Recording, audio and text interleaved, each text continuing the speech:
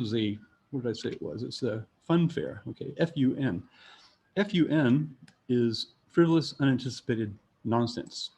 And if you're following the slides, all these links are hyperlinked. So the link at the bottom will take you to the slideshow where I gave this talk where this slide intruded on my, it was a very formal talk at a conference in Long Beach, TESOL, and put on by David Noonan. And of course, we didn't want frivolous, unanticipated nonsense intruding on that, but this slide just kind of insinuated itself. So anyhow, if you're interested, you can follow the link, find out more.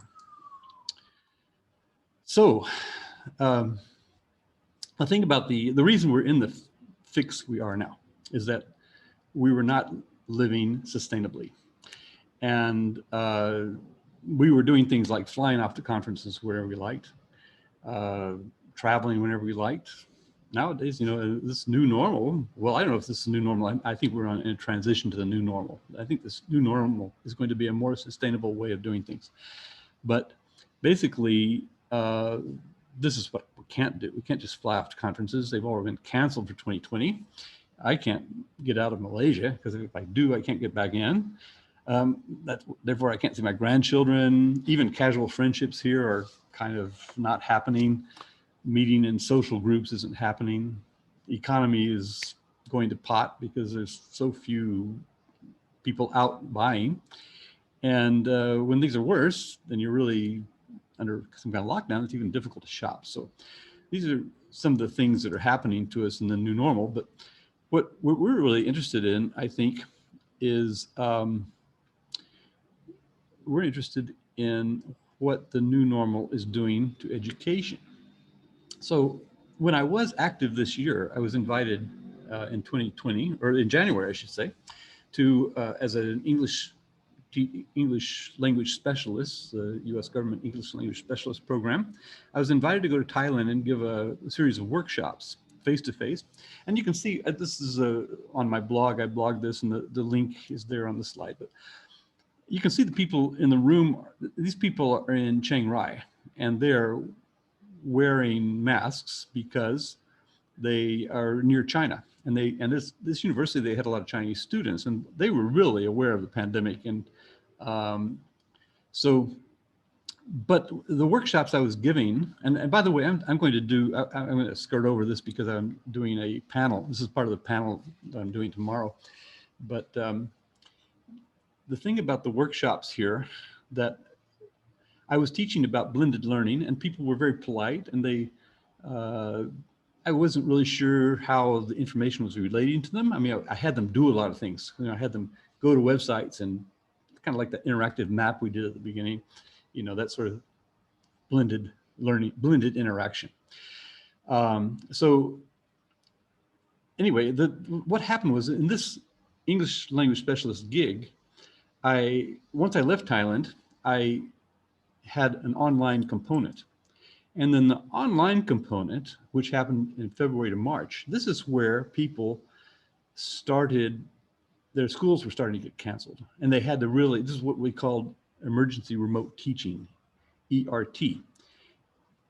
This was happening, and the information I was giving people was starting to take hold because it was just-in-time learning. And I got this picture here of Lao Tzu, who's a Chinese philosopher. Although I don't know if this, when the student is ready, the teacher appears. I don't know if that's attributable to him. Some people think it is. Some people think it's not, but it doesn't really matter. But anyway, it's a nice picture here. But the idea is that this stuff takes when people really need the information. So basically, what we're doing here, we're doing a conference on the new normal to survive lockdown, because this is really pertinent to us right now. And so we were learning, I think we're beyond the emergency remote teaching stage. But I want to just speak in the last couple of minutes that I have to talk here about the things that you see on the screen. Webheads in Action, which Hannah mentioned. Learning2gether, what is that? And there's also something called Talon, which I started teaching and learning in isolation. So if you have the slides, I don't know if that ever got into the text chat, but anyway, we'll come up again with the link. But it's and it's tinyurl.com/Vance 2020 Summit. So if you want to follow the links, you can. But Learning Together is something I've been doing for the last 10 years. And the reason I started Learning Together was that when I started Webheads in Action in 2002, as a result of teaching online from 1998, something called Writing for Webheads. So when the teachers got involved in 2002, I started Webheads in Action, and we sort of evolved as a community of practice. And somewhere along there, 2005, 2007, 2009, we gave 3 conferences, Webheads in Action online convergences. And these 3 conferences were a big pain to put on, just like Hannah is finding out right now. You know, he's 2 days, we did 3-day conferences. We went 72 hours without sleep. So I decided, no, I like the concept, but I don't like the hours. So I decided to start Learning Together and just do it 1 episode a week, you know, that sort of thing. So anyway, in the last 10 years, I've done almost 500 episodes. And there's an index. All of them are archived. They've already been recorded. You can hear them again. You can go, they're usually videoed. So anyway, it's a resource for you if you want to check it out. That's the link to the archive index at the bottom of that slide. And this is about Webheads in Action. Also, there are some links here. First of all, this page at webheads.info, at the top of that page, there's a string of links. Like, for example, Webheads in Action online convergence. If you want to click on that, you can find out more about the online convergences. But the best place to find information about Webheads is to look in the encyclopedia, right? So there's an encyclopedia called the TESOL Encyclopedia of English Language Teaching, which is a very expensive many-volume set of books. But if you want to just read the part about Webheads, you can grab that off that link at the bottom, and that will explain to you briefly what Webheads is all about, how these parts fit together. So we're doing something, it's kind of because of the isolation, Webheads has sort of had a revival. Michael Coughlin, one of my co-founders of Webheads, wrote me and said, well, he's in Adelaide, Australia. He's not really getting out. He'd really like to touch base with people more regularly again, because now this chart you see here, this is, you know, we started, Yahoo Groups was one part of what we did. And this chart, and we moved that over to Groups.io. So Groups.io consolidated it all. We still have a chart of the number of messages we all sent. So you can see here a graphic of starting out in 2002.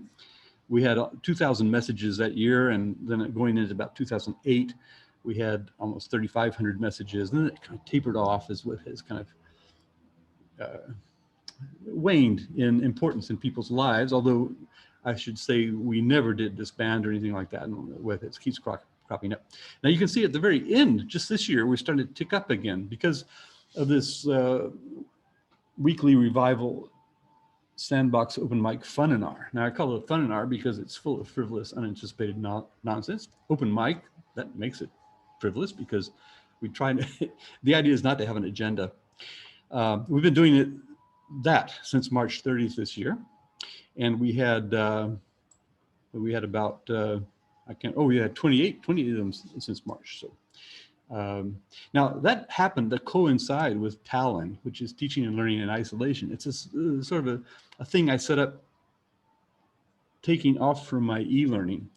The e-learning, I wanted to perpetuate it, the webinars we had, and because I thought it was really a neat thing. We were learning about how emergency remote teaching worked.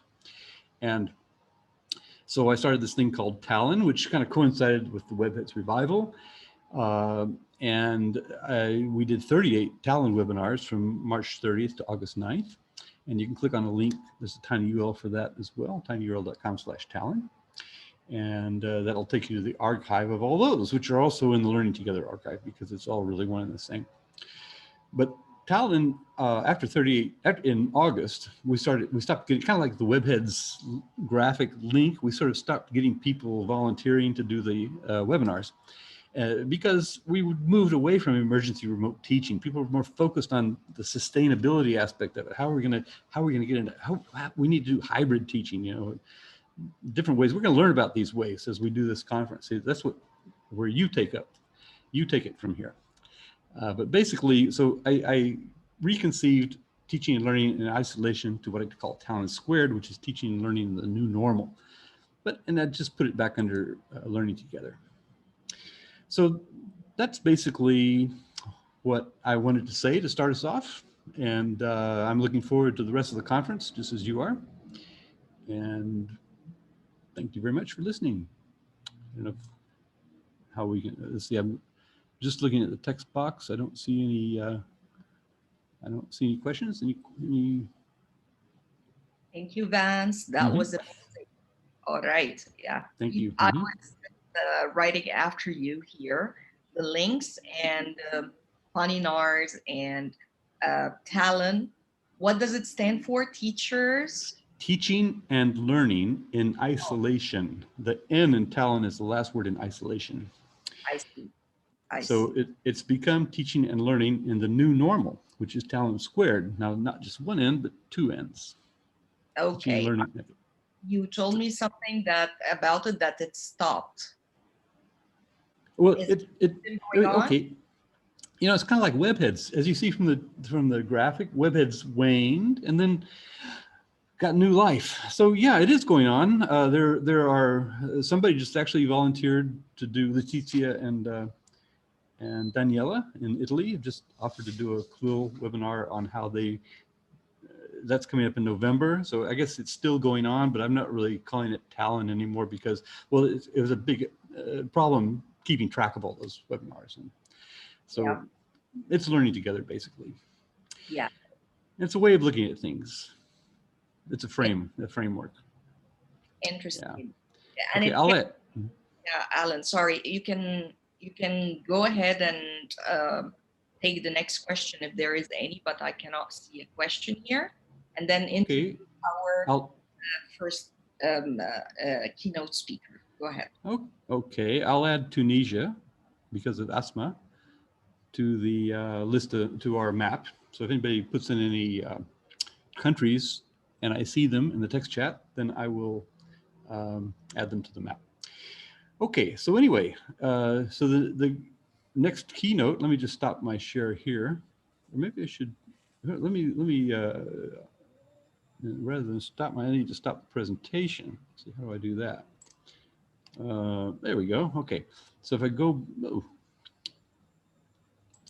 if I go back over here to the page where you're looking, this is learningtogether.com. Sorry, learningtogether.pbworks.com. And okay, I was going. That's okay. It doesn't matter. I was just going to show you where Tom fits in, where the whole program is there. It's okay. Don't worry about it. I'd be taking too much time from. Well, actually, no. I have time because it's not quite top of the hour yet. So let me just go back to that one. Okay. So this is learningtogether.pbworks.com, and this is what the program looks like. And this is how you register for the different events. I mean, people here are already registered, but if you don't know how to register for more, the Zoom room IDs are there. And I think the passwords are more or less the same, aren't they? So Tom is speaking next. That's Tom Robb. And this is the schedule here. So you can find all the schedule and the times in your time zone. And Tom is going to talk about teaching reading in an online world, how to get them to read at a distance. And that starts me introducing Tom, because Tom is a very good friend of mine. I first met him, I think, in 1988 in Chicago. I met him at a turnstile, an airport baggage roulette, you know, the thing that where you sometimes you get your baggage, sometimes you don't. That's why they call it a roulette. Anyway, I met him there. We were both very young. Anyway, what can I say? but I've known him for all that time, and we've worked together in Cal IS, Computer Assisted Language Learning Intersection. We've worked together in, from my end, APACAL, Asia Pacific Cal, and in his side, PAC-Cal, which is Pacific Cal. Maybe he can, I don't know if he wants to tell you more about that, but anyway, this puts on a lot of conferences. And so we've gone to these conferences. The last one was in Da Nang, for example. And so we get together quite a lot. In fact, one of the last times I saw Tom, he says, I see Vance too much or something like that. I don't know what you meant by that, Tom, but he's been to my house in Align, and also he's the editor of TESOL EJ, TESOL Electronic Journal, which I'm one of the sub-editors for on the internet column. And so we're working together constantly. And oh, I forgot to mention MReader, his incredible project, which yeah, there you go. I mean, really, it's kind of like almost rivals Tom Cobb's complete lexical tutor. It's one of those things that's been going on for a long time. It's done through passion. It's done free. And he spends a lot of time on it. He's tweaked it so much that if you listen to him talk about it, I guess he's going to talk about it now. Let's turn it over to him. Welcome, Tom. Thank you, Vance. I'm happy to be here. You can hear me? Yes. Yeah, take the screen share. Okay. I'll stop and sharing. then I'll, let's see. This will stop other screen sharing. Do you want to continue? Yes, I want to share my screen. This is the top slide. Right now I'm in the middle of a typhoon. Fortunately, the wind's not blowing too hard right now, but I'm right about where you see the number 2 and 12 there. So we're just on the periphery of it, so it's not going to bother me, and I don't expect any power outages. So let's just go on to the first slide. Let's see. Hey, it's not advancing. Oh, there we go. Okay. So teaching reading in an online world, how to get them to read at a distance. And actually, there's something for us to learn on this slide. Just like Vance showed on his slides, I have a tiny URL at the bottom. And actually, these are quite handy. It doesn't actually have to be a tiny URL, but I'm using Dropbox, which is cloud-based. But one of the advantages of Dropbox is you have all the files, or you can have all the files that are in your Dropbox also on your computer, or on all of your computers if you have more than one. And once you share it and make a link, you can make a tiny URL with that link, and then you can go back and change the PowerPoint and resave it, and the link is still good. So I'm sure as I'm talking, I'll find some typos or whatever, something, darn, I should have put that slide in. So I can add them in, resave it. And if you go to this link, you will have the whole thing with the saved slides and corrections in it. Okay, so now let's go to the next slide. Does anyone recognize this photo? Well, I can't hear if you did or not, but this was in the New York Times. And these are students who are trying to do their lesson, and they have no signal in their home. And so they have to go to this one place in the on the mountain, and it was drizzling a bit, and there they're doing their session. And I posted this on the Indonesian Extensive Reading Association's webpage, Facebook page. I was a bit surprised by this article in the New York Times that showed how difficult it is for many students to study online in Indonesia. This quote shows that even students less than 25 kilometers from Yogyakarta, have serious difficulty. And it's just basically what I explained. The 3 people are unusually dedicated to their studies, but working outdoors is particularly difficult, especially when it rains. And so this was, there's the link to that. And once you download my slides, you can go to that link to read the whole article if you'd like. But anyway, I got some comments from people on this. Lola Devong, she says, in some remote areas of my province, East Kalimantan, Does anyone know what island East Kalimantan is on? Perhaps you'll, Borneo will be familiar with you. That's where this is. This is Borneo. The teaching and learning process is still done in person in small groups because most of the students don't have access and facilities for e-learning. Pak Tam, that's the way you address a male in Indonesia. Some others have resorted to radio and television programs. Still, not all are that privileged either, so some don't have radio or television.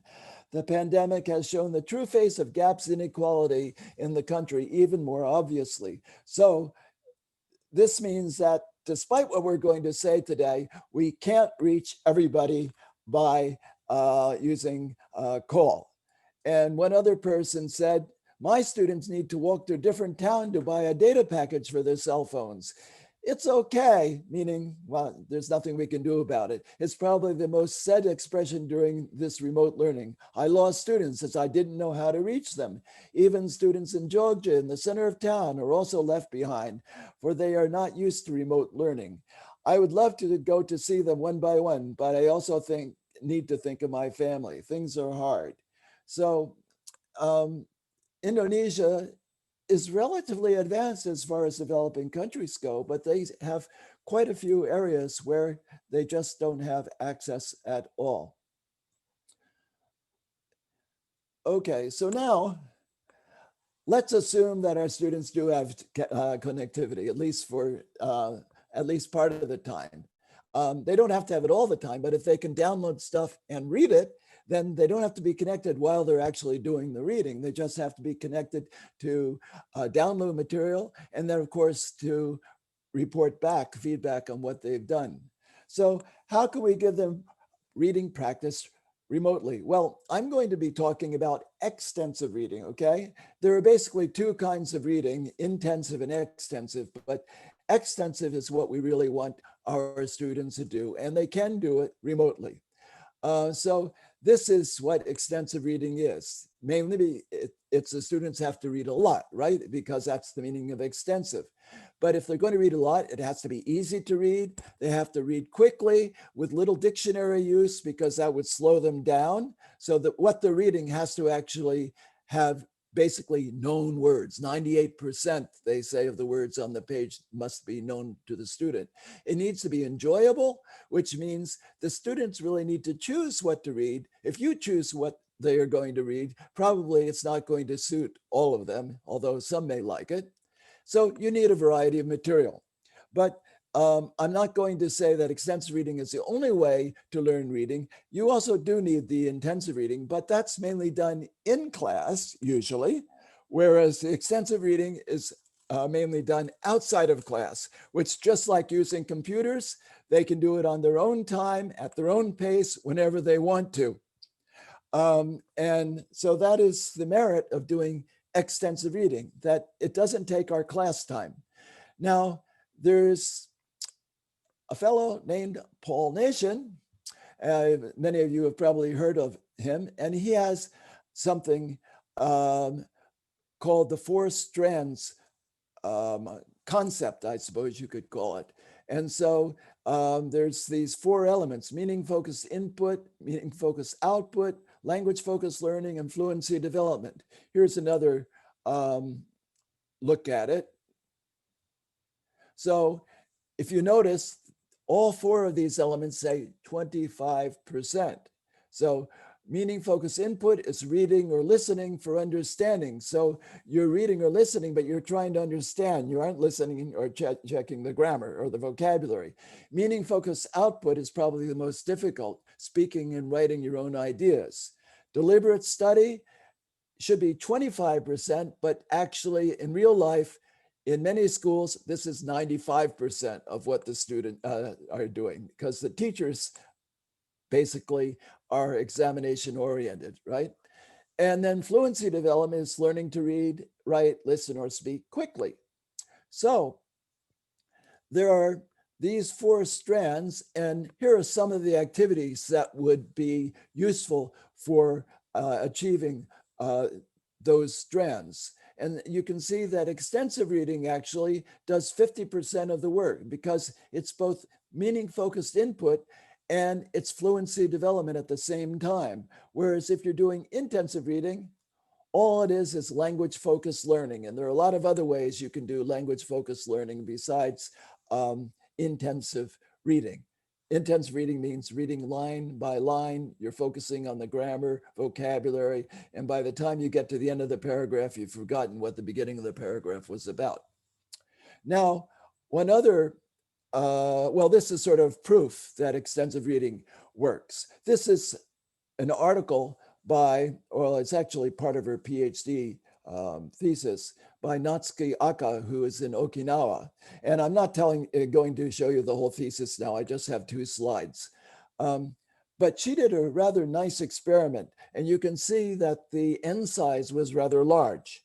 And this went on for a whole year. And so the students had 180 hours total of studying English. And they both had 90 hours of reading and 30 hours of listening.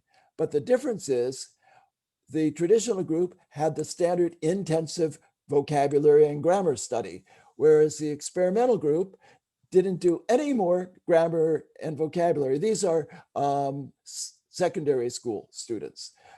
And they only did extensive reading in the class for these 60 hours, no more grammar and vocabulary. And they had the traditional pre-test and post-test of both grammar and vocabulary and reading. And so with the grammar and vocabulary, the pre-test, they were almost the same. The experimental group was slightly higher, but I don't think this was significant. But at the end of the year, the experimental group was scored much higher on grammar and vocabulary. And the control group is the one that studied 60 hours of grammar and vocabulary, and they went down. And then for reading, the story is similar. They were about the same at the beginning, but at the end, the students who did the extensive reading in class scored much higher on reading in this standardized test that was given. So this is a classic experiment, although it was only done 3 years ago, that shows that extensive reading can work in this environment. Whether it works in your area with your students is another question, because this, of course, was only with one group of secondary students who were reasonably diligent, I would suppose. Okay, so I'm now going to introduce some online sites for reading. But before we actually get into these sites, what are common problems with online sites? Well, one major problem is there's no student registration or tracking. What does this mean? It means even if they read, how do you know they read? And if you don't know they read, will they really do the reading? It's hard to say. Students are very busy. They got a lot of other things to do. And so if they can get away without doing it, and they aren't self-motivated students, they just won't do it. Some sites say they're free, but when you get to it, you find there's a sample, but all the rest of the stuff you have to register for. The material is free for online access, but you can't make printed copies. It's locked. The material is targeted to native speaking children, so it has vocabulary, idioms, cultural references that our students would not understand. The material is old, out of copyright material that is stale, with out of style language and outmoded cultural references.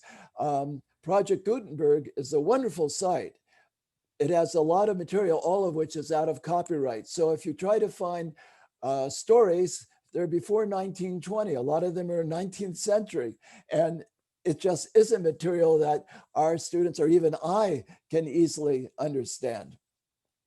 If the quality of material is good and the site has advertising, well, it might be a pirate site. So I hope you can just ignore these. There's one site, which I will not name here, which is being used a lot in developing countries because it has, well, hundreds of graded readers, all of which are pirated. The publishers are trying to shut them down, but they just pop up again somewhere else when they do. Okay, so now here are some basic principles. Students working at a distance are very different from students coming to your class, okay? if you are seeing what they're doing and what they or what they have done, oh no, seeing what they're doing and what they have done becomes much more difficult when they aren't right in front of you. It's easier for students who wish to spend more time on other teachers' assignments to pretend they have done the assignment, to borrow someone else's work or find a suitable response on the internet, which is what I was saying. You need to have some sort of tracking so you know who is really doing it.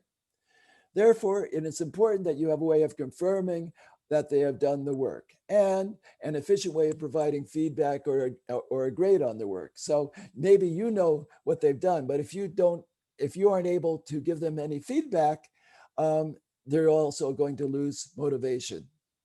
So you need to find a way that what they produce and give the feedback to you is unique. So you need to have measures to ensure uniqueness. So for example, if you ask them to write about how you, a relative or a friend, has experienced something similar to what happened in the reading, then you can be relatively sure that they're going to write something which is unique to them. Or you can ask them to write a short letter to one of the characters giving their own advice. And again, you'll recognize that if two people write the same thing. Or they could keep a log of what they read on the internet. And towards the end, I have a way you can use a Google Doc to give them all a log for their recording.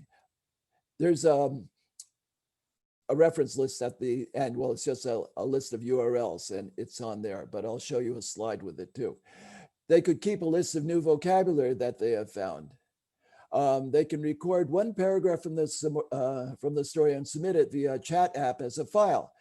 Have them use their name for the last 4 digits of the student number in the name of the file so that you can figure out whose is whose if you download them all. But that's one good way to give them some speaking practice. They could compare 2 versions of the same story and report what differences they find in the vocabulary that is used. And I have an example of that from the British Council website coming up later. They could make a list of sentences and phrases that are difficult for them to understand. But you need to be sure whatever material or choices that you are giving them, that it's material that's close to their own reading level. If it's too difficult, it will not be effective. In fact, then it'll be intensive learning, not extensive learning. So you have to find material or recommend material to them that has mostly known vocabulary. Easy material will lend itself to an extensive reading approach where they can read a large volume with little dictionary use to promote their reading fluency and to get a better grasp of how the words and grammar that they already know are actually used in real English. Basically, what they need is practice, right? If you learn a fact one time, you may be able to recall that fact, but you can't use it. I mean, you can't learn tennis by reading a rule book, right? You just have to practice and practice, make lots of mistakes, and eventually you get the hang of it. Well, English is the same. You need to see the same word or the same grammar multiple times before it actually becomes your own. So you need to assign material that is slightly above their level that will challenge them a bit, but will still allow them to learn new vocabulary and grammar. So it can be slightly above their level or a little below their level. But if you can let the students choose from a lot of material on a website that has many selections, then that will encourage them to do more reading because they can find things which are enjoyable for them. Okay, now we're getting into the actual websites. So this is ercentral.com. And it was created by Rob Waring, who is located in Japan. It's free. It has advertisements on the pages, but it has over 1,000 passages for reading. And the nice thing about this is that you can register your students and you can track what they've done on the website. And it not only has reading, it has listening activities and vocabulary activities and practice activities with the vocabulary. I think it'll also keep track of the words that they've clicked on as well. So this is one possibility. Here is a page. You can determine what level you want, and then it will show the readings are at that particular level. You can choose the genre that you want and so forth. And so it's really a good site. The readings are short, they aren't books. They have quizzes also. And so they can read as many as they want and take the quizzes, and you will be able to see from the teacher's display what they have done. And I was going to say that's similar to MReader, where you can see that, but I haven't mentioned MReader on this site, in this presentation, because MReader is for reading graded readers or books for young children, where the students can physically go to a library, borrow a book, and then take a quiz. And in this new normal, they can't go to a library usually. They don't have graded readers. And so I'm only talking about material that you can have the students access online.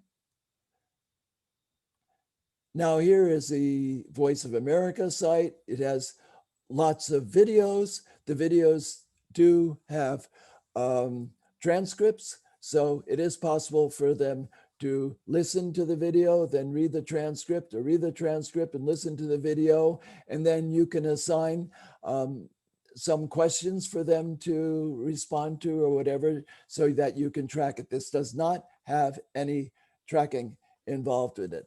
The same for the British Council site that I'm going to be showing you in a minute. So you need to think of some way for them to give you feedback on what they have read if you want them to read a lot. Here are some of the videos. This actually is from a couple of weeks ago. They change frequently. And it does have different levels. And so you can have them select an appropriate level and then only read material at that level.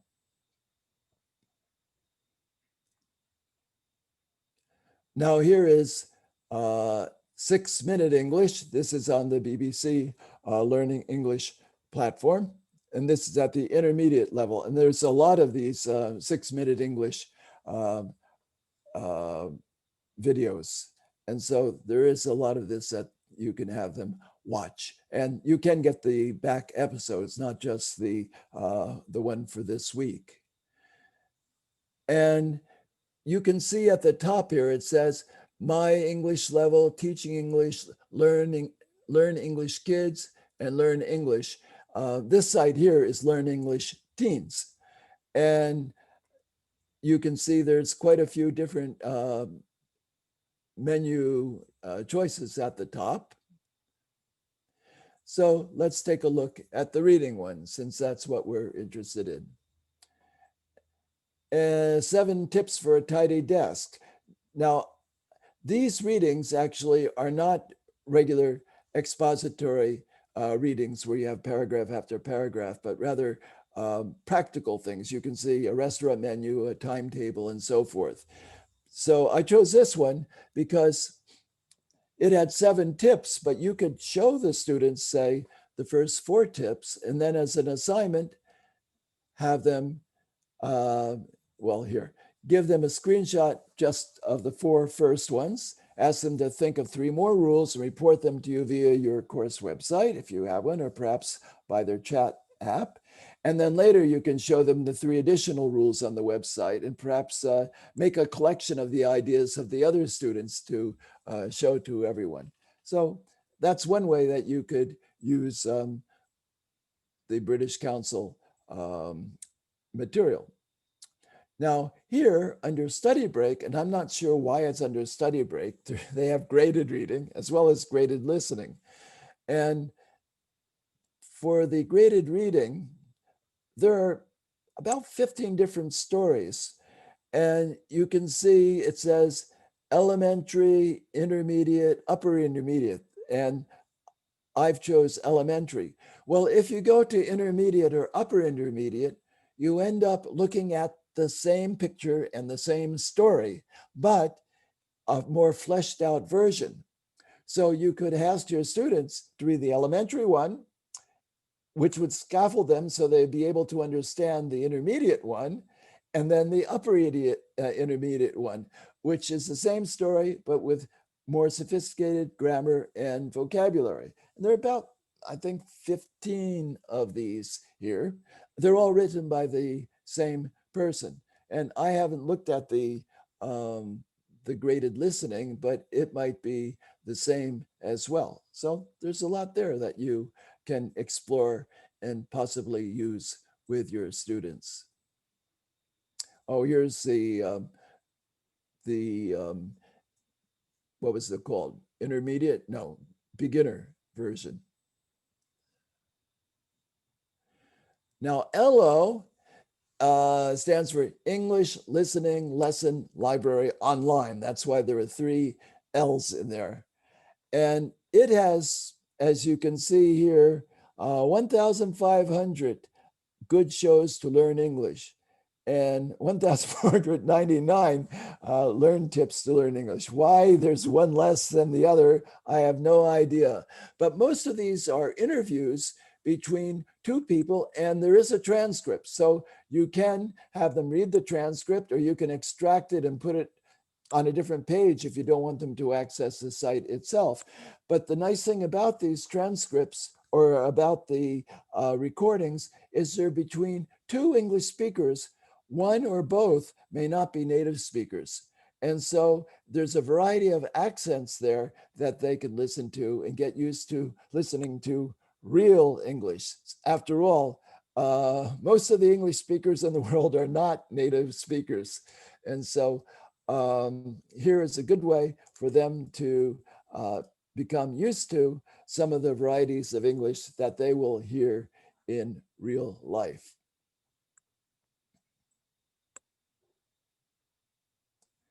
And this is another site, 1 Minute English, which is free. Videos come with a script and quiz. I think this is free. Don't shoot me if I'm wrong.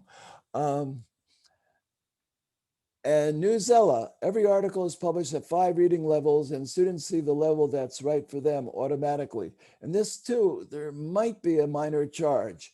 Some people have complained, I wouldn't complain about it, that the site is a little left-leaning in the articles that they choose to show on the site. But now that you know that, you can look at some of it and decide if it's suitable for your students or not. Now, xreading.com is a for-fee site. It has about 1,000 graded readers from these publishers, and there's probably 1 or 2 more now. And the full text is there, and the text is adaptable to the device that the students are reading. Are using. So if there's an illustration, for example, the illustration will appear as a separate page if you're on a small phone, but it'll appear as part of the page on something else. And you can, for most of the texts, you can also listen to them. And as a teacher, you can assign them to listen without reading. And it'll go through the pages with the text blurred, but you can hear the sound and see the pictures. And it's relatively cheap. I just asked for an estimate for Indonesia because we're going to be using this site with Zoom sessions in Indonesian for teachers. And it's $7 for 3 months. In Indonesia. It may go up to $15 to $20, depending on what economic area you are in. But anyway, it's quite reasonable, and they can read anything on the site. Well, here are some of the advantages of it. I don't get any kickback from this. All books are always available, quizzes available for every book, audio on demand for almost every book, provides ratings and reviews, and you can suggest books. It can be integrated with books from a school's physical library. Oh, what they mean there is if the student reads a physical book, so it doesn't have the digital text on X reading, it will take you to the M-Reader quiz, my own site, and they can take the quiz there, and the record will appear on their X reading record. So we have an API so that the two different sites can talk to each other. Tracks include it tracks reading, including the books, total words, and even reading speed. And the fact that it's checking the reading speed means that they can't cheat because they have to go through the book at a reasonable speed, or it will flag it as they having gone through it too quickly and will not give them credit for it. Another nice thing is you can assign everyone to read the same book, like a class reader, or everyone to read a different book. So it's quite flexible. And Paul Goldberg, who makes the site, just actually refurbished the site at significant expense with significant bugs that have now been all worked out. So anyway, I recommend that if you do have a bit of money, but it isn't free. Now, here is one that's free. Some of you may know Rongchong Lee. He has been doing work with technology for, well, since the 1980s at least. And he has, I think, 300 or 400 small passages like this. They get longer than this. This is, as you see, number 24, where there's something short that the students can read. And there's no tracking, unfortunately. I'd like to work with him sometime in the future for this. And it does have advertising, as you can see on the site. But for teachers in Indonesia, I wanted a site where they could access just the text without the advertisements. So I asked him for permission, and I took the first 300 of his pages and reduced them to just this, no advertisements. And these are available as well. And here is the original one. If you go to his website, it's at the top there, eslfast.com. So it has little close activities which are interactive, but I made a paper version like this, which you can download or have your students download and then respond to if you'd like.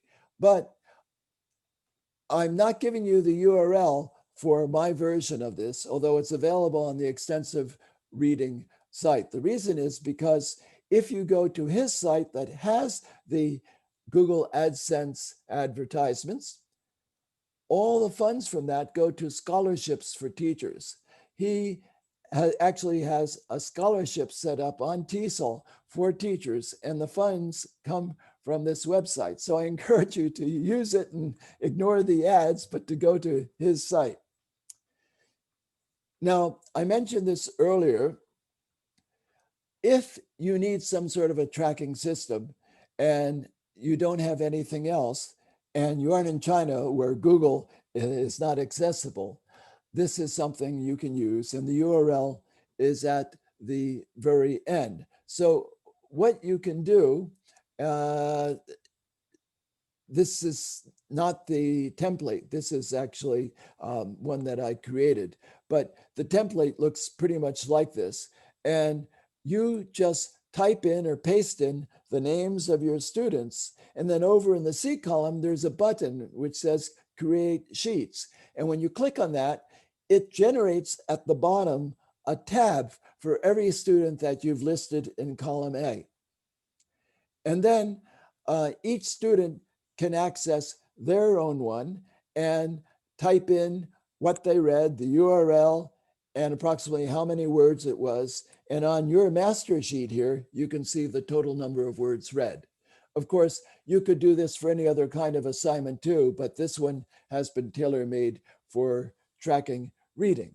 So you're welcome to use this. If you go to the site though, after you have logged in, when you try to create the your own page with all the students' names in different tabs. It'll warn you that this is dangerous. And the reason is because there's some code behind here which has not been approved by Google. But once you've said okay once, the second, third, and fourth time you use it from the same Google login, it won't ask you any more about that. So anyway, that's free for you to use.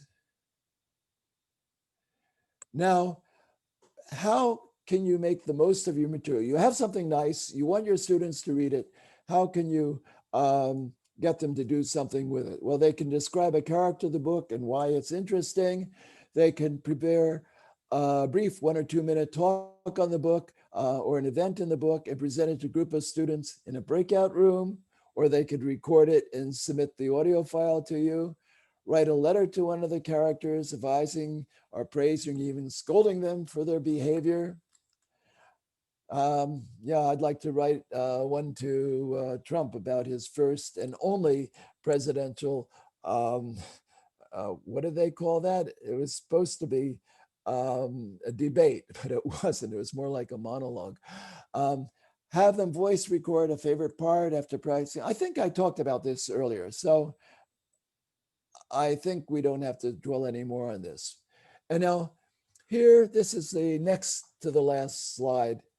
I just made this site very recently because I got sick of looking at that free pirated site with all the books. There are some books available which are out of copyright. And so I asked some of the well-known authors that I fortunately know through the Extensive Reading Foundation if they knew of any of their material which actually was freely available. And I've put that up on the site. And so this doesn't have too much material yet, but you can see it's divided into A1, A2, B1, B2, C2. I don't have any C1. And some free offers from various publishers just for COVID-19 for the current normal, and some shorter passages like, well, the ER Central one, which I showed you, and then other sites where there are some free material where I didn't want to copy and put it on this because it's somewhere else and you can just go there and select the material. So that is the material that I wanted to present to you today. And here are the links to the ones that I've discussed. I think everything is there. So please see if there's anything there that is useful for you. I didn't really talk about the Extensive Reading Foundation page. That also has lots of links to useful material, but it's basically a site to introduce extensive reading, what it is, how to do it, how to get your school started in it, and so forth, as well as things like the Graded Reader, annual Graded Reader Language Learner Literature Awards. So if you do find something, if you develop your own material or find a great way to adapt online material, please share it with your colleagues, either at your own school or others in your professional network, because sharing reduces the amount of preparation for all teachers, including you. And that's all I had. Thank you for listening. And there again at the bottom is the URL for accessing this PowerPoint. And I think there's one slide I'm going to delete. I'm going to delete the typhoon map at the beginning, and then I'll save it. So that's the end. I'm going to stop the sharing. And I think we do have some time left for questions. I was told to talk about 40 minutes. My God, that's about as close as I've ever gotten to talking for the time I promised. So if you have anything you'd like to ask, please feel free. And I'll turn it back to the moderator to select people. Maybe if you type your question in the chat and then we can recognize you. If you could share your last slide. Dr. Tom, Dr. Rob, okay, thank you very much. hope you remember me from that, okay, World Call in Glasgow. In Glasgow, yes, I do. That's an experience of a lifetime.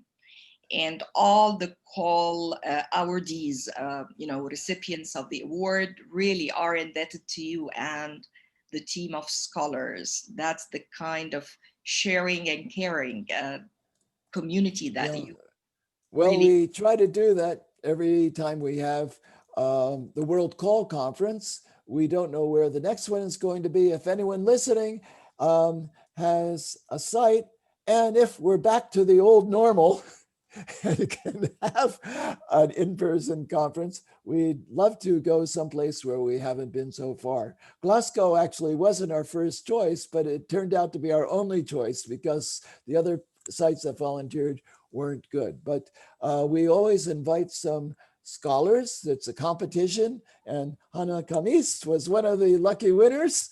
And so she came with, how many people were there? Maybe I around think 7? around 13. No, it was like 12 or 13. 12. Oh, wow. We had a big And I budget. Maybe remember that's, there was one person revoked a visa who couldn't make it. So it all was, right, from Ethiopia. so I think it was 14 originally, and it just became like You 13. know, in the last conference we had in Chile, actually, there were 2 people who couldn't get to Chile because of visa problems. They got halfway there and they said, oh, we can't put you on the next plane. You don't have a visa for such and such. And so we've given them a free pass to be a scholar at the next conference, but we don't know where it is yet. Let's keep our fingers crossed. By the way, Right. the questions are separately asked in a different box called Q&A at the bottom. Okay. Well, I can't see anything when I'm sharing my screen, so I'll have to stop the share. I can, Oh no, I got it. I got it at the top here. okay. So that's from Esme Maui or Moawi. Okay, Esme is asking about if supervising and controlling the students is more challenging online. How about the quality of online assessment at large? And what can we do to overcome such difficulties? Mm. Well, actually, my perspective on this maybe is a little different than the person who asked the question, because to me, the main purpose of assessment is just to see that they've done the work. Okay. I don't think we need to assess the quality of it, because for me, it's not the quality, it's the quantity of what they have done that is more important. And for assessment, it's best if we can assess how much the student has improved from the beginning of the course until the end of the course. And that is not normally what teachers think about when they're talking about assessment. They're thinking about how to give a grade, and they need to have so many students who pass and a couple students who fail in order to have a nice curve. That's not my approach. So as long as you can check that they actually are doing the work, I think that is sufficient. Is it possible to share a recording of the session with us? Yes, this session is being recorded, as are all of the sessions. And so we right? know it is live streamed on YouTube. And once something is live streamed on YouTube, it turns into a recording automatically. Oh, but we might end up with a 24-hour recording. No, it's divided. Okay, we're going to do it. Okay, good. For me. Okay, so there is another question from Amanullah. How do you differentiate between testing and assessment? I wonder if this is relevant to our discussion. You're right. It really isn't that relevant. But testing actually does not necessarily have to result in assessment, which I think is a grade. Okay, testing is just to see if indeed they have mastered the material. Now, one thing when you're doing extensive reading is you don't do testing because you aren't concerned about whether they have understood the material that they've read perfectly. You're more concerned about the volume of material that they've read, because for extensive reading and extensive listening, It's how many times they have seen the same vocabulary item, how many times they have seen the same, heard the same grammar, so that they can internalize it in their system, not how many words they have memorized. Now, that's important, especially if your school is still examination oriented, or your parents, the parents or the students or the teachers are worried about that important examination, which will not only get them into university, but prove the worth of the teacher, because if the students fail, then the teacher is no good, right? But anyway, do keep in mind, though, that extensive reading does actually result in higher test scores as well, okay? Although it's not as obvious as quickly, but they do get better scores, okay? Amazing. Yeah, so. That was right on time. And I just really am so excited and so proud that you've joined us, Dr. Rob. I mean, you can call me Tom. It's okay. I know that you said it before, but I don't know. But yes, sure, Tom. Thank you very much for showing us, how modest and how, resourceful and, much experience in the field, and you can still care about our learners in such ways. You're quite welcome. I have one anecdote I just remembered that I didn't work into my slideshow. When I was in Dubai, talking to teachers about extensive reading, it turns out that unlike Egypt, the UAE is not a reading culture, as I'm sure Vance will back me up on. And the teacher complained that she was trying to get the students to read at home or on the bus or something. And one student said he was trying to read on the bus, and another student said, "What are you, an Egyptian?" Because Egypt is a reading culture. And many of the teachers in Egypt are, many of the teachers in the UAE, huh? Not this generation.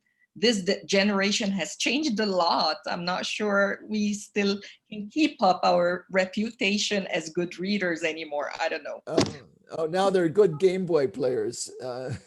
Like, actually we've become like the last generation, or let's say like the odd ones out. I don't know. Anyways, thank you for sharing that nice anecdote, and hope you can stay with us a little longer. I know it's evening where you are now in Kyoto, Japan.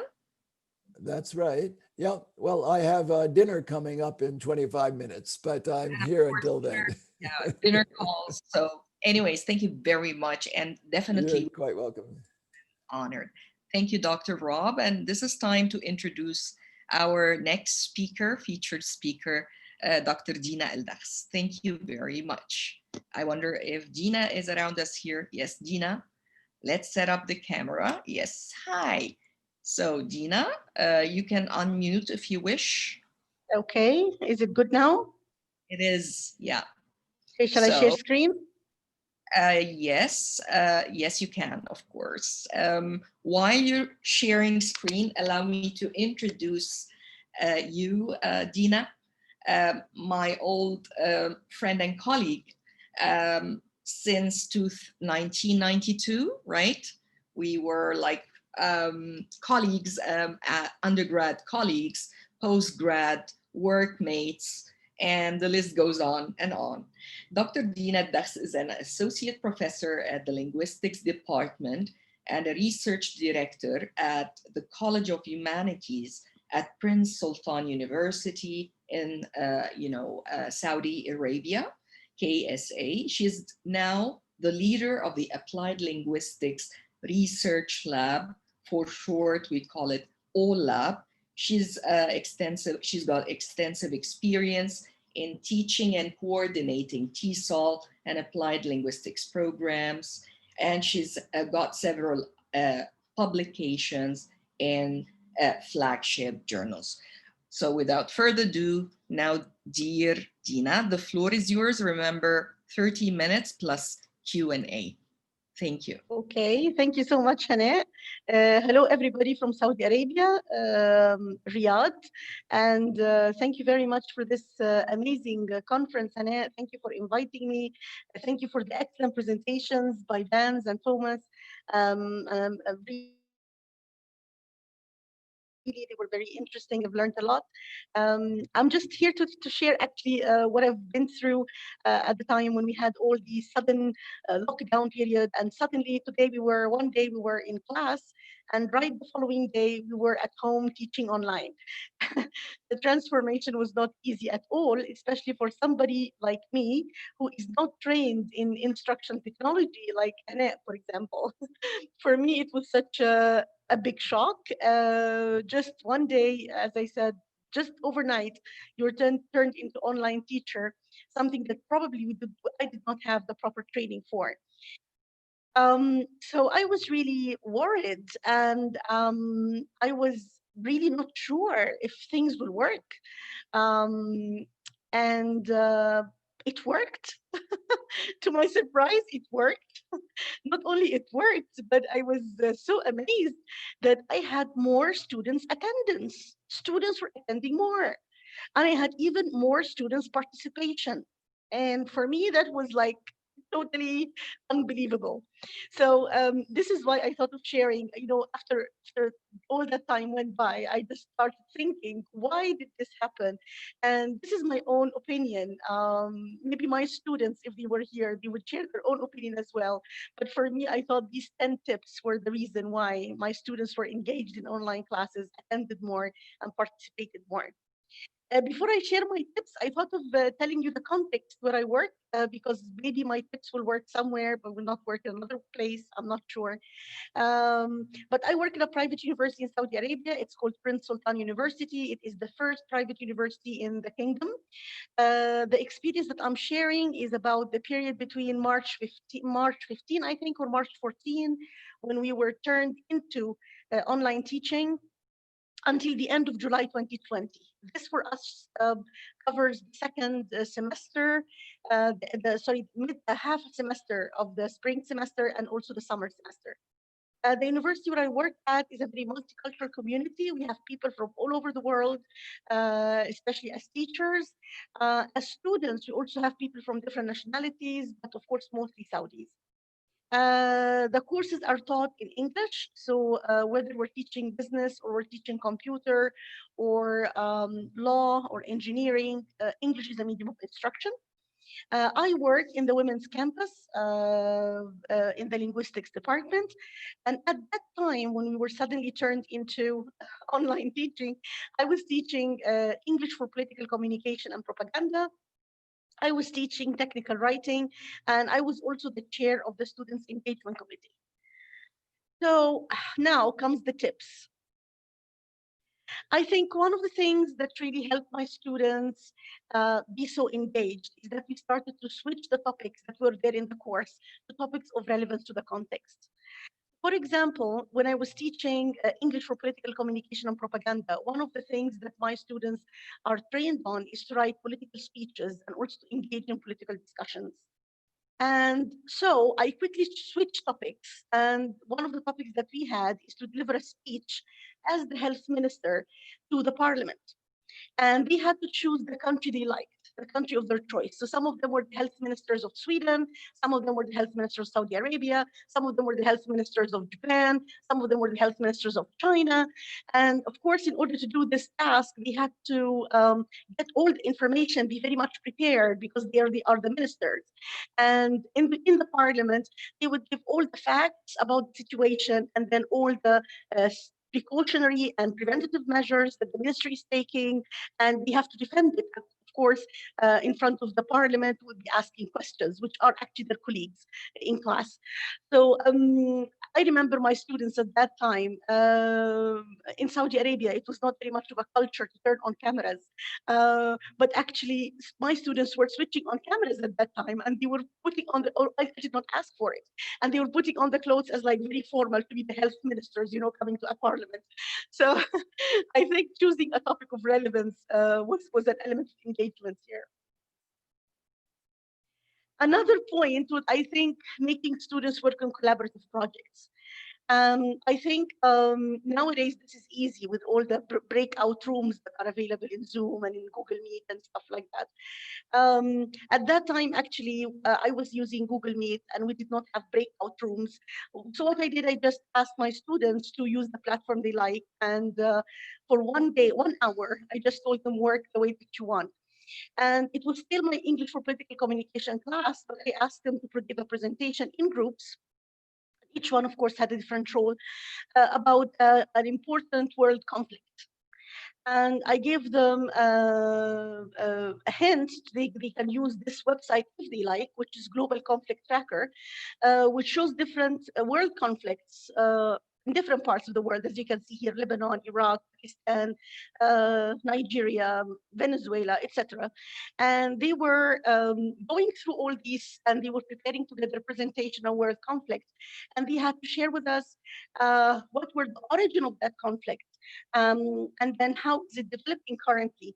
And then this website gives them actually its impact on US interests. I asked them to think of Saudi Arabia's interests and whether that would have an impact on Saudi Arabia and how Saudi Arabia should handle that. So again, here the fact that they were working together helped them a lot, because not all of them are very much aware politically, I would say. So some of them would have knowledge about the country, they had visited it. Some of them, you had the knowledge about the, the geographical part. Some of them would have the knowledge about the political aspect of it. Some of them were quite smart and were prepared to be the first women diplomats in Saudi Arabia. So they wanted to put the solutions. So I think the collaborative work was also, as it is engaging in regular classes, it was very engaging in online classes. My third tip was to try to create a challenging yet fun environment. Although I was advised that this is a very challenging time for your students, don't create more challenge for them. But I really couldn't, because if there's no element of challenge, it's some fun. I mean, it would be difficult, I think, for students to attend classes. So this is an example of my technical writing class. I was teaching how to write an informal study results memo. And what the students were learning in this memo was that they were doing some kind of research. They would have to, for example, this memo was about dealing with customer complaints. And so there were a number of customer complaints coming. The students had to read through the complaints, and then they have to categorize them. Some of them about product quality, some about refunds, some about price, and then how many came here, how many came there, what were the problems, and then based on that they would come up with recommendations. And so what I try to do during this time is to try to tell them, why don't you make the same idea about the complaints or the difficulties that students are facing in our context in your academic departments. So my students had to engage with other students, had to make a survey, and had also to interview some of their colleagues on WhatsApp. Of course, this time it is not face-to-face. So it was on WhatsApp, on Google Meet, on Zoom, on whatever platform they had, and also make a survey as well, which is again, and then through that they had to write and find the findings of their challenges, of the difficulties that people were facing at the time, and write the recommendations for the academic department. And actually, one of the nice things that I like is that not only that we could share this with the academic department chair, but also that one of my students turned out to be a member of the student council. And the student council did the same thing. They made the difficulties that the people were facing, raised that up level to the upper management. And I was very happy actually that the upper management even took action on that. Authenticity. Just as much as authenticity is in traditional classroom, I think works, I think it worked in my online classes. And in my online classes, of course, now it's very easy that you share videos and stuff like that. Because I was teaching English for political communication and propaganda, YouTube was very handy, Channel 4, because it has all the subtitles. So also it's easy that you can follow the subtitles. So also bringing authenticity, I think, added a lot of excitement in my class, especially if the topics were very relevant. At that time, for example, it was just, we had only 1 year passed over the Christchurch Act. And so and then there were the trial going on and all that. So we had, a discussion of speech and of the political language used and all this. We also had in the Channel 4 news, they were all the time showing the speeches going on at that time for COVID-19 from different parts of the world. So it was interesting to follow. And of course, there were other elements, but authenticity was definitely a key. I think allowing students the choice, as much as it worked in traditional classes, it worked also in online classes. At that time, as I told you, I was the chair of the Students' Engagement Committee, and we had announced actually a new story competition before the transformation, sudden transformation to online classes. And we continued to pursue the competition and not to stop it, and even make the award ceremony virtually. And the competition for it to write the best news story competition. So the students were trained on the language of journalism and how to write news stories. And we told them, I'm not sure if you're not familiar with Saudi Arabia, but Vision 2030 is a very important vision now, because all the country's policies are driven towards that. So we just asked the students to write a news story about something in their country that shows that Vision 2030 is really taking place. The fact that the students had the choice, I think, was a big part of why they decided to continue working on the competition despite the challenging times at that time, the scary time of sudden lockdown. People had not adapted at that time, but the students went on and they wrote stories and they submitted it. And I think a big part of it was that they had the choice to choose what to show in their country that shows. One of them showed women empowerment, women becoming diplomats and ambassadors. One of them showed the new entertainment events. One of them showed the development in the legal system. One of them, whatever. But the fact that they had the choice, I think, gave them more engagement in class. Of course, one of the best things about online learning, I guess, is accessibility. All the course materials are there. I'm sharing here the tools that were available in my university, but I'm sure others are having other tools. I was using, in my university, we were using Moodle as a learning management system, and we're still using Google Meet for classes. I'm sure others, they're using maybe Zoom, they're using Blackboard, they're using other tools. But whatever, I mean, the fact that students could always access your materials on the learning management system, the fact that they could always access resources all the time, the fact that we could record sessions and just make the session recordings available for students, I think this helped them a lot, because again, especially students who might not be catching up at certain points, the fact that you had the materials, audio, video, all the time available, that was very interesting for them and helped them to cope and help them also to continue following up. That's a key, I think, adapting your assessment, because students were scared for their grades. I remember they were scared, really, literally, for their grades. So I had to, and also I was scared because at that time we were teaching online. This semester it's different, because this semester we are having our exams on campus, but we're teaching online, but the exams are on campus. But last semester, no. When the lockdown came suddenly, we were teaching online, we were having exams online, and what was more challenging was that we're not having a proper proctoring system. Of course, that was challenging. So we had really to change our assessment. And of course, I don't have the time to share all the types of changes that were made to my assessment, but I thought of choosing one of them as an example, which was usually my final exam. My final exam would usually have questions of the type like justify the following statements, define the following concepts with illustrative examples, distinguish between, this and that. What do you think about this quote from this person? But then I started to revise these type of questions, and I found that this online open book exam, then some of them would just be copy paste. Simply, I mean, right? With little bit of thinking, of course, but some like define and illustrate, right? So I did not want to go into this. And this is why I just changed my assessment. And what I did is I got, at that time, the Queen was giving a speech, a televised speech on COVID-19 to the British people. So I got that speech, and I started to ask my students questions that were based really on critical thinking. So questions about the concepts that we learned in class and how they are applied or not applied in their point of view in that televised speech. So it had a lot of reflection. Of course, they had only 1 hour to do this. They had a lot of reflection, really. And there was, I mean, I could see from the answers that there was no really chance to have time to cheat, and because it was really reflective kind of questions, and it's you have to support differently based on whether the concepts are there in the speech or not, and why and how. So I think adapting your assessment was very important. My assessment was very important here, so that students remain engaged. Because otherwise, if I had used the traditional kind of assessment that I was using, I would say that they would have found it too easy, and so there would have been no purpose for going on with the course. Feedback. Feedback. As I told you before, I'm not very much of a technology person, but I started to find different ways to give feedback. When we first, and because, you know, my students were asking, we need feedback. And I think if you don't give feedback to students, so what's the point of really asking them to give assignments in the first place, right? Assignments are meant to be, give assignments, you take feedback, you improve the next time, and so on.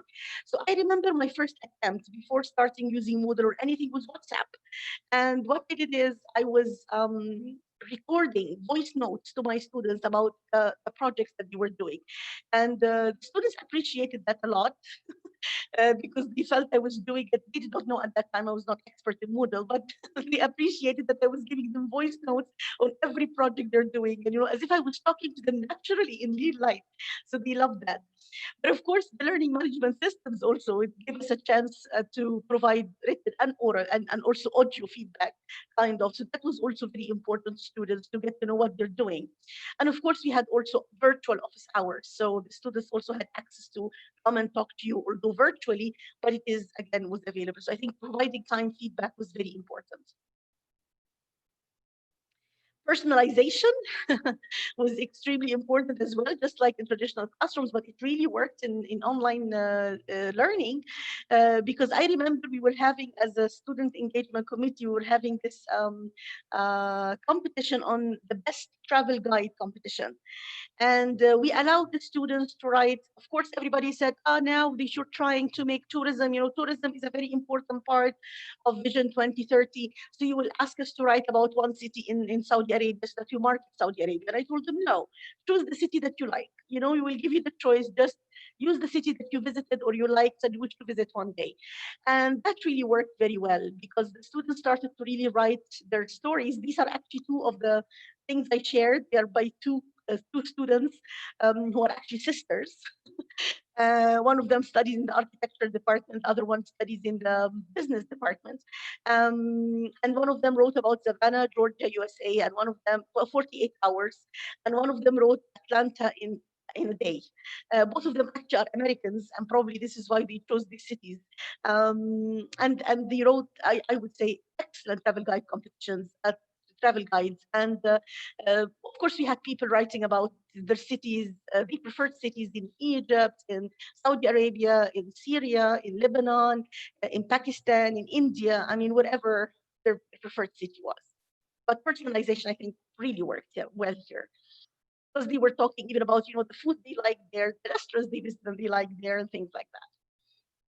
I think the key to all that is to be flexible, because really, I mean, I was scared myself, not only my students. I was scared when we suddenly were told you're teaching online.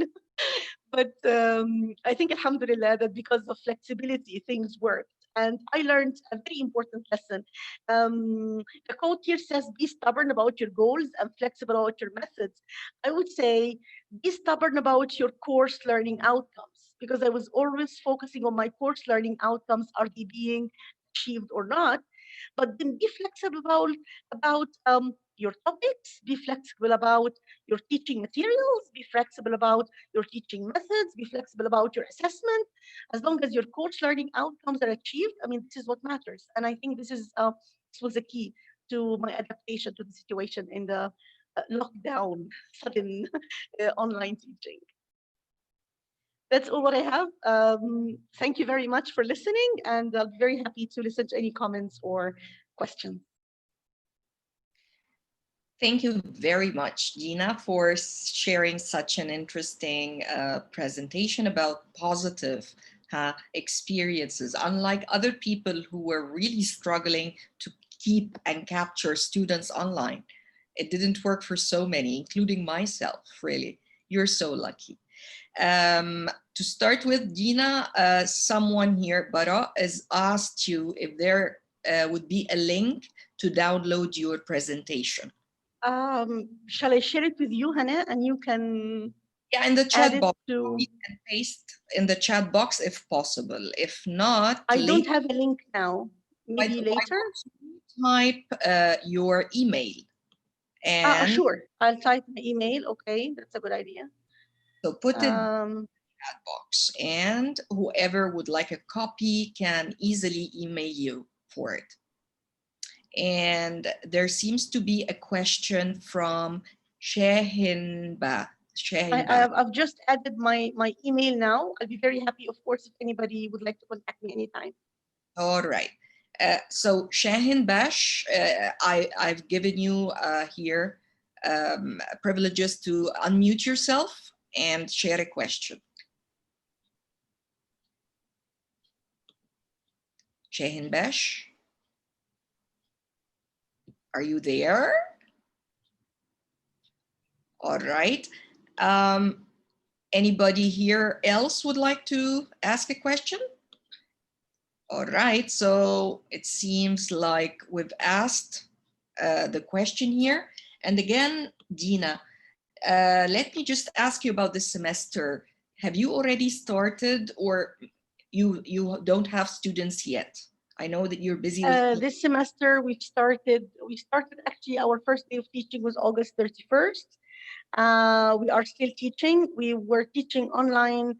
Now we are starting week 7. We are teaching online, but the midterms and the final exams are on campus. And only yesterday, actually, the Ministry of Education has announced that we will continue the whole semester online. Oh, okay. So you now have a clear idea. And this sounds really great. I mean, you know your plan, but have you met with students? Are they like similar to last semester, or are they different in attitude? Actually, this semester I'm teaching, again, English for Political Communication and Propaganda, but I'm teaching another course, which is discourse analysis. I think the students, I watch attendance. I think attendance is going on very well. Student engagement in class is I think is good. They just had their midterm yesterday, but I cannot, didn't have a chance to mark, so I cannot talk about the performance in terms of grades. But in terms of interaction in class, I would say it's really good. I'm happy with that. I'm glad. Okay, good luck with the rest. Thank you very much.